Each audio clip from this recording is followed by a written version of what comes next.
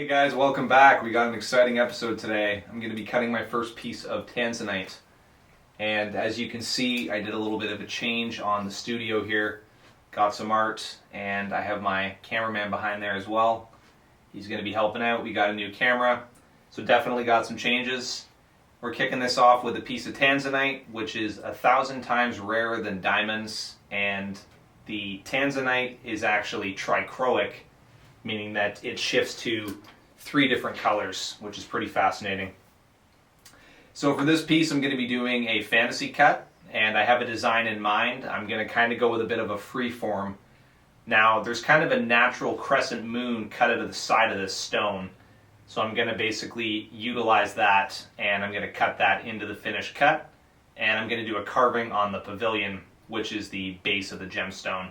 So what I'm going to do on this design is I'm going to try and keep some of that initial shape and make a freeform gemstone out of this. Now, the reason I'm going to fire this up right now is there's a little bit of a crack in the top where the table is going to be, and there's a little bit of some, I don't know if it's an inclusion or what it is, but there's a little bit on the face of the top of the stone that I want to remove. So I'm going to start on this 320 grit. I'm going to just hit this spot as well.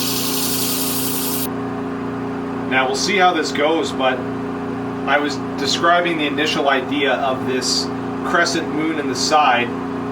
Now a part of me is wondering if it's going to be a little too included in part of that zone, and I'm going to remove this point. Now I'm sacrificing a little bit of the yield here, but at the end of the day, having a clean stone is important. And as much as I want a big stone, I want a clean stone. That's looking pretty good. You got a shot of that, John? Can you get a zoom in there? I'm not sure if that camera's capable. Alright. So we're good to go now. Alright, so I put a little blob on there. I'm just going to move things around, kind of let it work its way down onto the stone. I actually started off blowing glass, and this kind of reminds me of the same idea where you're kind of just using gravity to get the liquid to flow where you need or want. I just hit it with my black light. Okay, so we got this dopped up. I'm going to throw it in the machine now. And there's actually one of these flat points I'm going to use at index 96, which is kind of like the top of a clock. It's good to use that number, it's easy.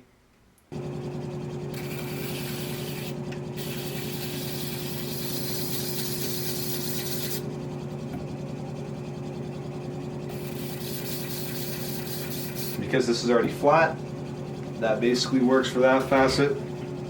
Now this next one here, it's looking like it's going to be at index 81.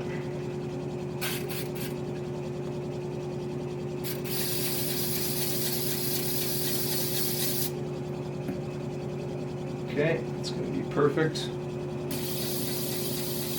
Just going to write down 96 and 81. I got Gem Cut Studio.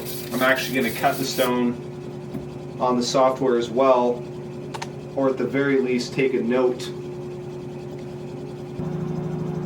Now let me know below if you guys like this live cutting style where I just verbally explain what's happening and we got the camera guy. So I shaped in the girdle just for how I want on the 320 grit. Got this dialed in at 55 degrees, and we're ready to start the first facet on the pavilion.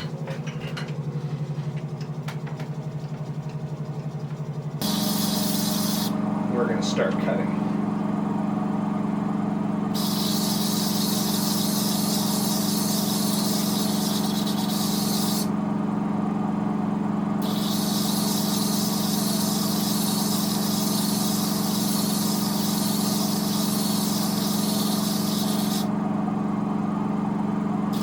Now this lap cut's decently quick, and that's what I like about it, but it's not too aggressive.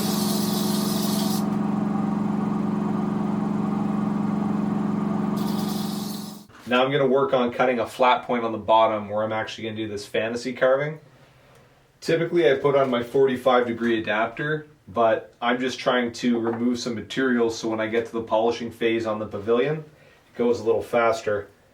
I'm going to actually put that table adapter on once this pavilion's polished.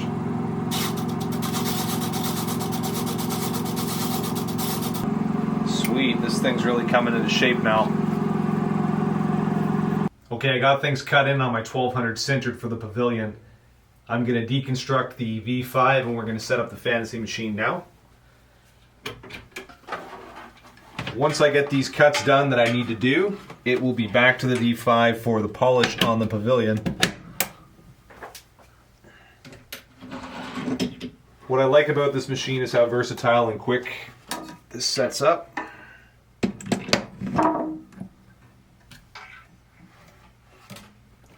Now you can actually bring the water dripper over, but nowadays I use WD-40.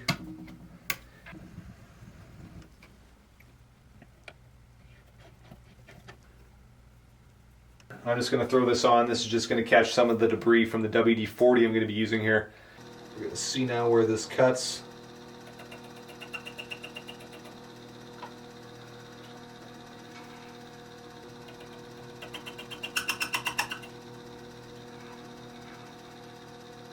That's going to be it there. Now I just have to worry about the depth. I'm basically going to be cutting a star on the bottom of this.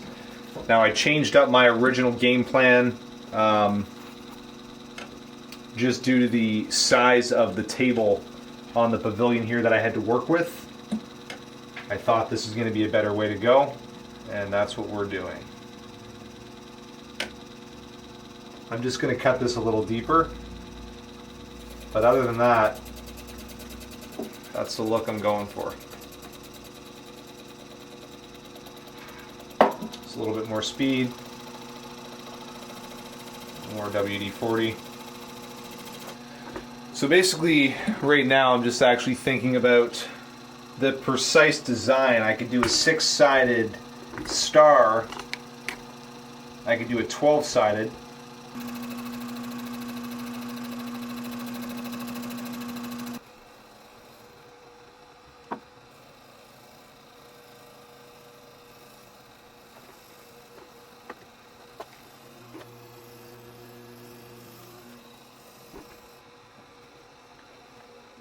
Jeez, I mean, I guess we're doing exactly what I set out to do, so this is pretty fascinating to see this. That is the cut.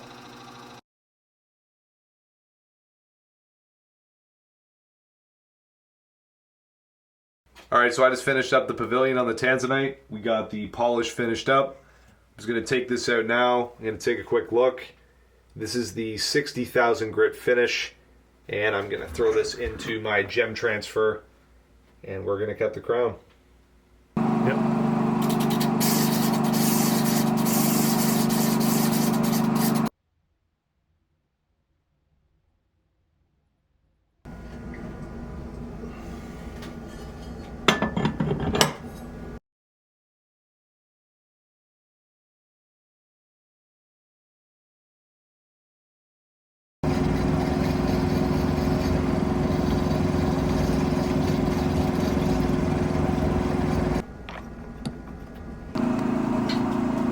Okay, so I got my table adapter on. I'm just performing the final polish on the table. Now, after I do this, I'm actually going to hop back over to the fantasy machine, and I'm going to cut a concave cut into the girdle. Now, I think I talked about that at the start of this video, and the idea is that's going to help with one of these internal inclusions. I'm hoping that through the ability of using that concave cut into the girdle, I'm going to be able to remove this inclusion.